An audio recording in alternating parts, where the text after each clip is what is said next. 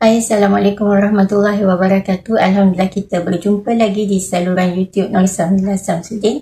Hari ini saya ingin berkongsi sebuah lagi bahan bacaan, iaitu novel Nurhayati Ibrahim bersama Kushi Hildan. Ya betul, novel ini memiliki dua cerita dalam satu novel dengan dua penulis juga. Nurhayati Ibrahim karyanya ialah Sambal Kerang Najwa, dan Kushi Hildan berjudul Aku Bukan Rabiatul Adawiyah. Cerita ni diterbitkan oleh NB Kara Publication Seram Berhad. NB ni saya rasa Nurhayati Ibrahim lah. Itu syarikat milik penulis ni, salah seorang penulis ni, Nurhayati Ibrahim. Diterbitkan pada April 2011, cetakan pertama. Kita pergi secara ringkas untuk kedua-dua tajuk ni.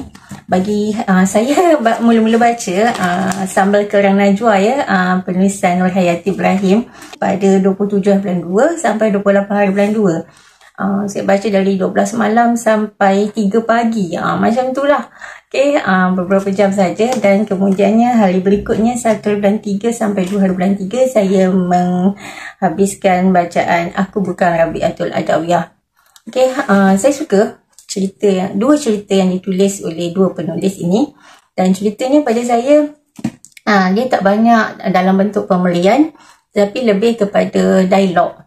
Sambal Kerang Najwa dia bercerita tentang 4 orang sahabat, 2 lelaki 2 perempuan, iaitu watak utama Najwa, lepas tu ada Firdaus, ada Singh dan ada Mawar.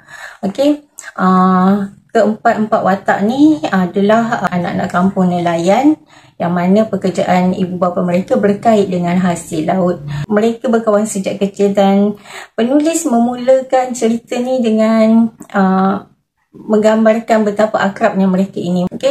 Najwa ni digambarkan sebagai seorang gadis yang pandai memasak dan sangat menyukai kerang. Apa sahaja masakan dia mesti ada kerang. Dan dia tak pernah jemu dengan kerang, dan dia berkongsi kesukaan makanan daripada lauk kerang itu bersama kawan-kawan dia, dan terutamanya Firdaus. Kat sini kita dah nampaklah penuliskan Najwa ni dengan Firdaus, tetapi tak adalah babak-babak macam orang kata sweet macam tu kan. Yang pergi sweet pun mereka berkongsi bekal. Dan konflik yang ada dalam buku ni, apabila salah satulah saya ambil, banyak konflik dalam buku ni, tapi yang betul-betul memberi kesan kepada saya dan membuatkan saya ingat dengan cerita ni, apabila Firdaus ni digambarkan sebagai seorang pemuda, anak muda yang membesar sebagai yang baik, sangat baik.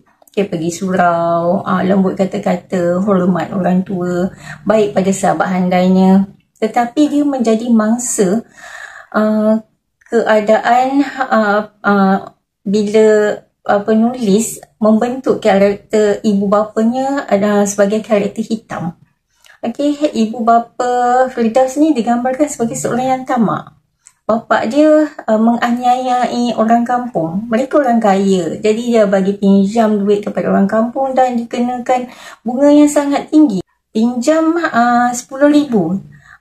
Tiba-tiba bila nak bayar balik jadi 50,000. Dan orang yang meminjam tu pula, biasalah orang kalau punya duit memang dia dalam keadaan terdesak, dia miskin, isteri dia sakit. Macam mana dia nak bayar? Itu dah jadi macam beban yang berganda.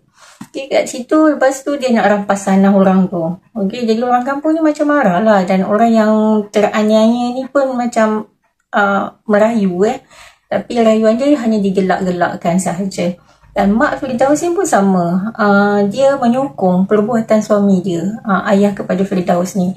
Dan banyak lagi penganiayaan yang dilakukan oleh ibu dan ayah Firdaus kepada orang kampung, sehingga anak ini tertekan. Dan sehingga gadis yang dicintainya, Najwa itu, walaupun pada awalnya nampak bahawa itu bukan salah Firdaus, tetapi bila melibatkan ahli keluarga Najwa sendiri, manusia Najwa sayang sendiri, iaitu makcik dia yang tidak mempunyai anak tetapi pernah menjaga Najwa sewaktu kecil, meninggal akibat daripada penganiayaan ayah dan ibu Firdaus ni. Dan Najwa mula menjauhkan diri daripada Firdaus, walaupun hakikatnya dia tidak membenci Firdaus, hanya membenci kedua orang tuanya. Dan konflik-konflik ini membuatkan kita rasa macam sedih, kesihan pada seorang anak yang menjadi mangsa perbuatan ibu bapanya.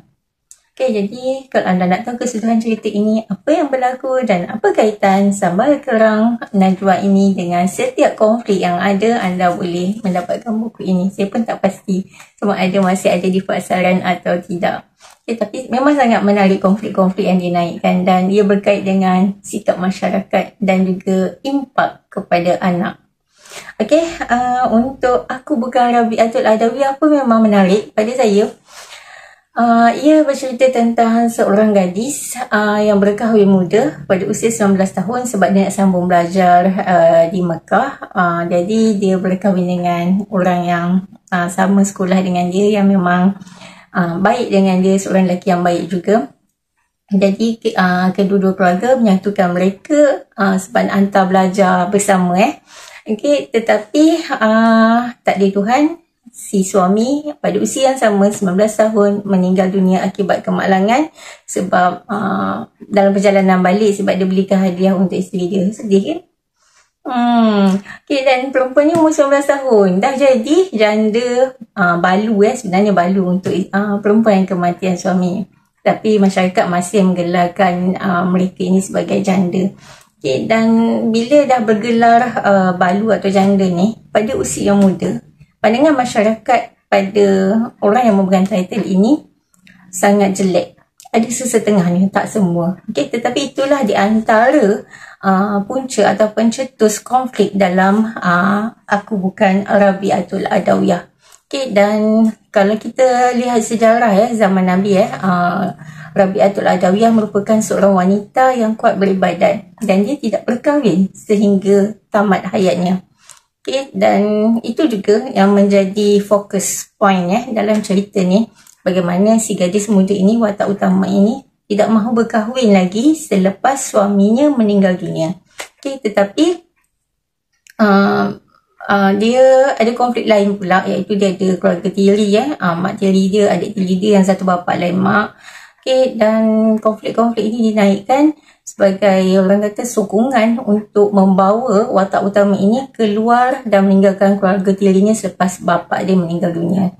Okay, dan bila dia bawa diri, dia pergi berhijrah ke tempat lain, ada konflik-konflik lain yang ditunjukkan oleh penulis. Okay, termasuklah konflik bila ada seseorang yang suka kat dia, okay, dan sedangkan dia menolak, okay, sebab dia nak jadi seorang Rabiatul Adawiyah. Okay, banyak konflik dan peleraian, juga pandangan-pandangan sudut pandang penulis dan pada saya sudut pandang masyarakat juga terhadap situasi sebegini. Okay, konflik hati seorang ganda muda balu, sentiasa soalan-soalan kenapa tak kahwin, bila nak kahwin, macam seolah-olah kalau hidup dia janda ni hina. Okay, itu serba sedikit sebab dua cerita jadi agak panjang video ni. Okay, semoga anda terhibur dan mendapat serba sedikit maklumat tentang buku ni. Okay, sekian. Assalamualaikum warahmatullahi wabarakatuh.